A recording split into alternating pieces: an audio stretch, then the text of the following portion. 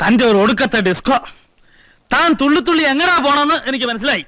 അത് ഞാൻ കണ്ടുപിടിക്കുന്നതിന് മുമ്പ് എന്റെ പുറത്തൊരു ആരോപണം കെട്ടിവെച്ചാല് തനിക്ക് അവന്റെ കൂടെ കൊളിച്ചോടി പോയ കാരണമായി അല്ലേ? ഏതവൻ? നിങ്ങളുടെ ചെടിയുടെ ഇടയിലെ ക്ലാസിക്കൽ പ്രേമം ഞാൻ കണ്ടുപിടിച്ചു എന്ന് വിചാരിച്ച് എനിക്കെതിരെ ഒരു കേസ് ഉണ്ടാക്കി രക്ഷപ്പെടാന്ന് വിചാരിക്കുന്നു. അതെ, അങ്ങ് കയ്യിലിരിക്കട്ടെ. ഞാൻ വെറും കോന്തനാണെന്ന് വിചാരിച്ചോ താന്? ഒക്കെ എനിക്ക് മനസ്സിലാവുന്നുണ്ട്. തന്റെ ഈ ഇംഗ്ലീഷ് തുള്ളല് ഞാൻ ഇന്ന് നിർത്തും. എന്നാലേ നിങ്ങൾ ഇനി പട്ടുപാട്ടും കേൾക്കൂല. എന്റെ റെക്കോർഡില് തൊട്ടുപോരുത്. എന്നാ ഇനി എന്റെ ഇംഗ്ലീഷ് തൊട്ടുപോരുത്. അധികം കാലം ഇനി നമ്മൾ ഒന്നിച്ചു പോവില്ല. വേണ്ട, 3 കുട്ടിയാനപ്പുറത്തെ സ്വർണം അതിന്റെ പലിശ ഇനി തന്നെ ഞാൻ പൊയ്ക്കോളാം. അപ്പൊ ഇത്രയും കാലം തിന്ന് ഉടുത്തു പിടിച്ച കാശോ? ഞാൻ നിങ്ങൾക്ക് വെച്ച് വിളമ്പില്ലേ, അതിന്റെ കൂലിയായിട്ട് കൂട്ടിക്കോ. കണ്ടവന്റെ കൂടെ അരിഞ്ഞാടാൻ നടന്നിട്ട് താൻ എന്റെ മെക്കിട്ട് കയറാൻ വരിക? അരിഞ്ഞാടിയെങ്കിലേ കണക്കായി പോയി. നിങ്ങൾക്കാവാങ്കി എനിക്കും ആവാം. തനിക്കാവാൻ വെച്ചാൽ എനിക്കും ആവാം. ആയിക്കോ, ആര് വേണ്ടെന്ന് പറഞ്ഞു. പക്ഷേ എന്റെ കാര്യത്തിൽ മേലാൽ ഇടപെടണം. മേലിൽ എന്റെ കാര്യത്തിൽ താനും ഇടപെടരുത്. കാണാം കാണാം.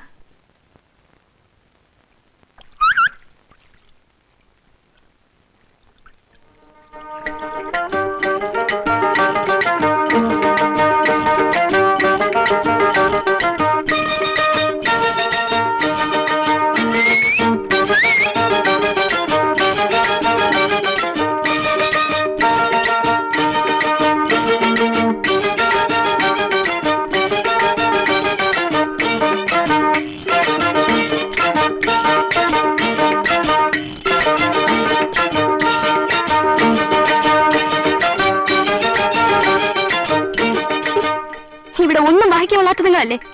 അതെങ്ങനാ? കൂടെ താമസിക്കുന്നവരെ വാങ്ങിക്കൊള്ളാത്ത സാധനങ്ങളല്ലേ? അത് പോട്ടേന്ന് വെക്കാം. ഈ ആഭാസത്തരം കാണിച്ചാൽ എന്ത് ചെയ്യും?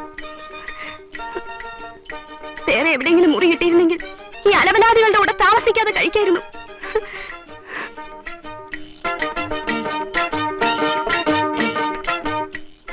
വാതുക്കളിൽ നിന്ന് മാറി നിന്നൂടെ? വെളുപ്പാങ്കാലത്ത് കുറ്റിയടിച്ചു നിൽക്കുന്നു. വേറെ വേലയും തൊഴിലൊന്നുമില്ലല്ലോ.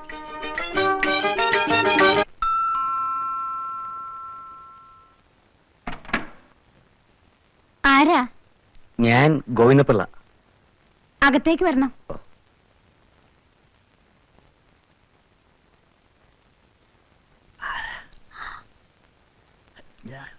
നമസ്കാരം. നമസ്കാരം. ഞാൻ ഗോവിന്ദപിള്ള. മനസ്സിലായില്ല. ഇവിടത്തെ ഒരു പുതിയ ബന്ധുവാണ്. അപ്പോ ബന്ധു എന്ന് പറഞ്ഞാൽ വളച്ചു കെട്ടില്ല, അത് പറയാം. കേൾക്കുമ്പോൾ ക്ഷോഭിക്കരുത്. ഇല്ല. എന്റെ മകൾ നിങ്ങളുടെ മകനെ വിവാഹം കഴിക്കാൻ തീരുമാനിച്ചു.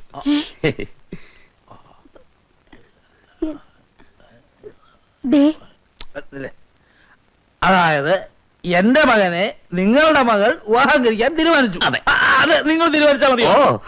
പിന്നെ ഞാനല്ല, അവർ തമ്മിൽ നിശ്ചയിച്ചതാ. മോതിരം മാറലും കഴിഞ്ഞു.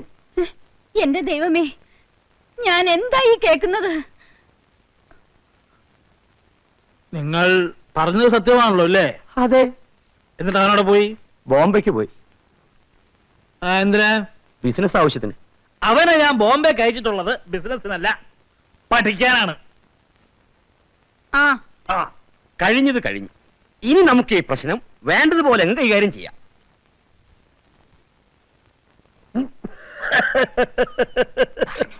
അവൻ എന്റെ മകനാണെങ്കിൽ ഞാൻ പറയുന്ന പെണ്ണിനെ അവൻ കല്യാണം കഴിക്കൂ. അത്രേ ഉള്ളൂ. അപ്പോ ഈ കഴിഞ്ഞതൊക്കെ മോതിരം മാറിട്ടല്ലേ ഉള്ളൂ, താലി കെട്ടിട്ടില്ലല്ലോ. ആ മോതിരം അങ്ങോട്ടും ഊരി തന്നേക്കാം, പ്രശ്നം തീർന്നല്ലോ. അങ്ങനെ ഊരിറിഞ്ഞിട്ട് പോകാനേ എന്റെ മകൾ വഴി കിടന്നൊന്നുമല്ല. മഹിമയൊന്നും എഴുന്നള്ളിക്കണ്ട. തന്റെ അല്ലേ മോള്, തന്നെ കണ്ടറിയാം അവൾ എങ്ങനെ ഇരിക്കുമെന്ന്. എന്താ മീശ ഉണ്ടാവോ? രാമുണ്ണിമേനോൻ വലിയ ആളാണെങ്കിൽ കയ്യിലിരുന്നാ മതി. ഈ ഗോവിന്ദപിള്ളയെ നിങ്ങൾക്കറിയില്ല. കൊല്ലും കൊലയും നടത്തിയ കുടുംബത്തിലായ ഞാൻ. എന്റെ അച്ഛന്റെ കത്തിയിൽ ചോറുണങ്ങിയ ദിവസങ്ങൾ ഉണ്ടായിട്ടില്ല. ആ അച്ഛന്റെ മോനാ ഞാൻ. അപ്പൊ അച്ഛനെ ഇറച്ചിപ്പെട്ടാണോ ജോലി? ആക്ഷേപിക്കാണോ? ഉള്ളത് പറഞ്ഞാൽ എങ്ങനെ ആക്ഷേപാവുക? ഒന്ന് പേടിപ്പെടുത്താ പോണ സാർ. ചെറുക്കനെ ഇന്ന് തന്നെ ടെലഗ്രാം അടിച്ചു വരുത്തണം. അവൻ വരട്ടെ, അപ്പൊ കാണാം. ഇപ്പൊ ഞാൻ ഇറങ്ങുന്നു. ഊണ് കഴിച്ചിട്ട് പോവാം. ബന്ധുവല്ലേ?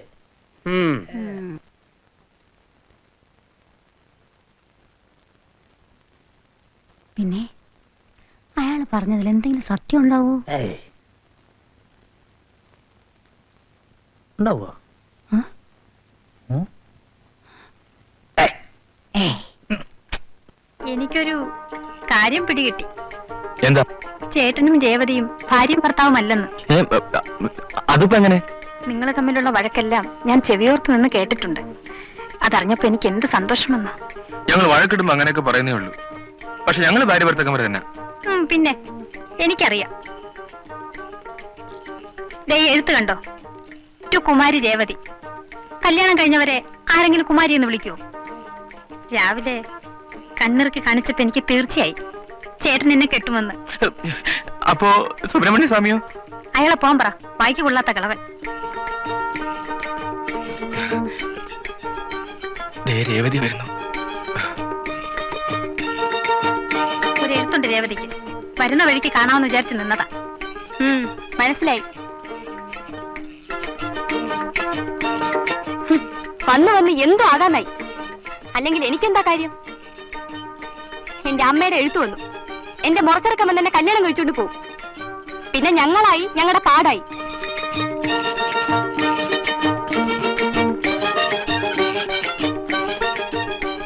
പ്രിയപ്പെട്ട എന്റെ രേവതി കുട്ടിക്ക് അമ്മായി എഴുതുന്നത്. നാളത്തെ തീവണ്ടിക്ക് കുട്ടൻ ചേട്ടനെ ഇവിടുന്ന് അയക്കുന്നു. അവൻ കുറച്ചുനാൾ അവിടെ നിന്ന് നിന്റെ ചിട്ടയൊക്കെ പഠിക്കട്ടെ. വിവാഹത്തിന് നീ സമ്മതിക്കുമെന്ന് എനിക്കറിയാം. ഇതോടൊപ്പം കുട്ടന്റെ ഒരു ഫോട്ടോയും അയക്കുന്നു, നിനക്ക് കണ്ടോണ്ടിരിക്കാൻ എന്ന് സ്വന്തം അമ്മായിയും അമ്മാവനും.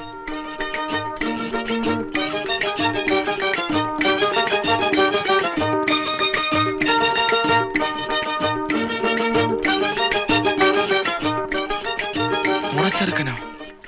രണ്ടാമതൊരു വില്ലൻ. ദൈവമേ, ചതിച്ചോ?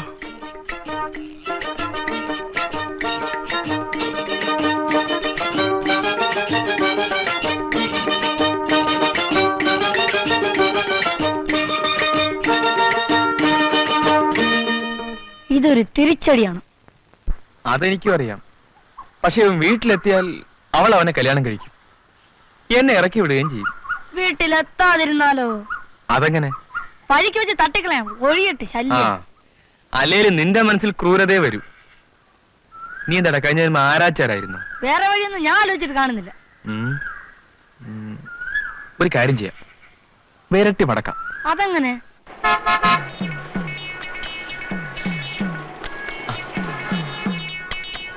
അതാ ആ ABC ഷർട്ടിട്ട പാർട്ടിയാ.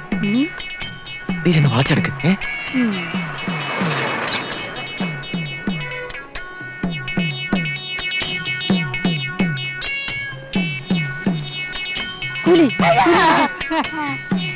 മോനെ, നിനക്ക് ഈ മേൽവിലാസത്തിൽ ആളറിയാമോ? അറിയാമോ? രേവതി ചേച്ചിയുടെ ആരാ? രേവതി ചേച്ചിയുടെ സ്വന്തം ആളാ. ഒന്ന് കാണിച്ചു തരാമോ? ഞാൻ ഒരു ആളല്ലേ, വാ പോവാം. കുട്ടി ബസ് പോണുണ്ടോ? കുട്ടി ബസ് അല്ല, എത്ര നേരം നടക്കുന്ന? എത്ര ആയില്ലേ? ഇപ്പൊ എത്തും ചേട്ടാ. ഈ വളവോട് അങ്ങോട്ട് കഴിഞ്ഞാ എത്ര വളവും തിരിവും കഴിഞ്ഞ്? അതുകൊട്ടെ ചേട്ടൻ ആരാന്ന് പറഞ്ഞില്ലല്ലോ. ഞാനാണ് നിന്റെ രേവതി ചേച്ചിയുടെ മുറച്ചെറുക്കൻ. ഇപ്പൊ ഞാൻ കുറച്ചു ദിവസം ഇവിടെ താമസിക്കൂ, എന്നിട്ട് തിരിച്ചു പോയിട്ടാണ് കല്യാണം. അതിന് നിങ്ങളെ പേടിച്ചിട്ടല്ലേ രേവതി ചേച്ചി ഇങ്ങോട്ട് ഓടിപ്പോന്നു? എടാ, അതൊക്കെ പണ്ട്. ഇപ്പൊ ഭയങ്കര ഇഷ്ടല്ലേ? അവള് പറഞ്ഞിട്ടല്ലേ ഞാൻ ഇങ്ങോട്ട് വന്നത്. എന്നാലും ഇതിലെന്തോ ചതിയുണ്ട്. ഇവിടുത്തെ നമ്പർ 1 റൗഡി ഒരുത്തനുണ്ട്, ഈരാളി. കേട്ടിട്ടുണ്ടോ? ഈരാളി ഇത് കേട്ടിട്ടില്ല, നീരാളി ഇത് കേട്ടിട്ടുണ്ട്. കടലിലൊക്കെ അങ്ങനെ പിടിച്ചാക്കുന്ന ഒരു ജന്തു. ഇത് കരയെ പിടിച്ചാക്കുന്ന പാർട്ടിയാ. പോലീസിന് പോലും പേടിയാ. അയാളും രേവതി ചേച്ചി തമ്മിൽ പ്രേമമാ. അവിടുന്ന് രേവതി ചേച്ചിയുടെ സ്വത്തെല്ലാം ചേച്ചിയുടെ അമ്മാവന്റെ കയ്യിലല്ലേ? അതെ, എന്റെ അച്ഛന്റെ കയ്യില്. കുട്ടൻ ചേട്ടൻ ഉള്ളിടത്തോളം കാലം അവരുടെ കല്യാണത്തിന് അമ്മാവൻ സമ്മതിക്കില്ല. അതുകൊണ്ട് കുട്ടൻ ചേട്ടനെ ഇവിടെ വിളിച്ചു വരുത്തി കൊല ചെയ്യാമെന്ന് അയാൾ ചേച്ചിയോട് പറഞ്ഞ് ഞാൻ കേട്ടു. നേരാണോ? ചേട്ടന് കേൾക്കണോ? 13 കൊലയിട്ടുള്ള ആളാ. ഇന്ന് വരെ പിടിച്ചിട്ടില്ല. ഓരോ കൊല ചെയ്യുമ്പോഴും ഓരോ പുതിയ വെട്ടുകത്തി വാങ്ങിക്കും. ഇന്നലെ ഒരെണ്ണം വാങ്ങിച്ചു. അത് ചേട്ടനുള്ളതായിരിക്കും. ചേട്ടനോടുള്ള ഇഷ്ടം കൊണ്ട് പറയുക. എന്റെ പൊന്നു ചേട്ടൻ തിരിച്ചു പോകുന്നതാ നല്ലത്. അല്ല, നമുക്ക് അവളി ഒന്ന് കണ്ടിട്ട് ഇത് നേരാണോ എന്ന് ചോദിച്ചിട്ട് പോയാ പോരെ? ഞാനടി ഞാൻ എടാ കള്ള റാസ്കൽ. നിനക്ക് സ്നേഹിക്കാൻ കല്യാണം കഴിക്കാൻ എന്റെ രേവതിയെ കിട്ടിയുള്ളൂ അല്ലടാ. 14 കൊല ചെയ്തു. 15ാമത്തെ കൊല നിന്നെ ആയിക്കോട്ടെ. അല്ല, ആ പയ്യൻ പറഞ്ഞത് 13 കൊല ചെയ്തെന്നാണല്ലോ. കൊന്ന എന്നെക്കാൾ നിശ്ചയം നിനക്കാണോടാ? അയ്യോ അല്ലേ. പക്ഷേ ഓ, ഇപ്പം നിനക്കായി വാങ്ങിയ വെട്ടുകത്തി ഞാൻ എടുത്തിട്ടില്ല. നീ ഇവിടെ നിൽക്ക്, ഓ, ഞാൻ പോയി എടുത്തിട്ട് വരാം. ആ, അതുവരെ നീ അനങ്ങിപ്പോകരുത്. ഇല്ല. അനങ്ങിയാൽ കൊല്ലും ഞാൻ. ഇവനാരാണ് ഇവൻ?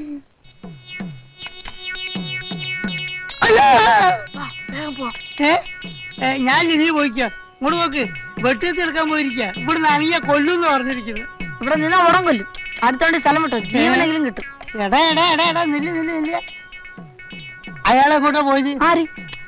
ആ കൊല്ലാളി. ഇങ്ങോട്ട്. ആ, അപ്പൊ നീ എന്നെ കൊല്ലാൻ കൊണ്ടുപോവാ. എന്നാ കൊല്ലടാ, എന്നാ കൊല്ലി. ഇങ്ങോട്ട് വാ. മലയാളി, ഒരു കാര്യം ചോദിച്ചോട്ടെ, ഈ ബസ് സ്റ്റാൻഡിലേക്ക് എതിരെ പോവാ? അങ്ങോട്ടൊന്നും പോകണ്ട. ബസ്സും ട്രെയിനും എല്ലാം മിന്നൽ പണി കൊടുക്ക.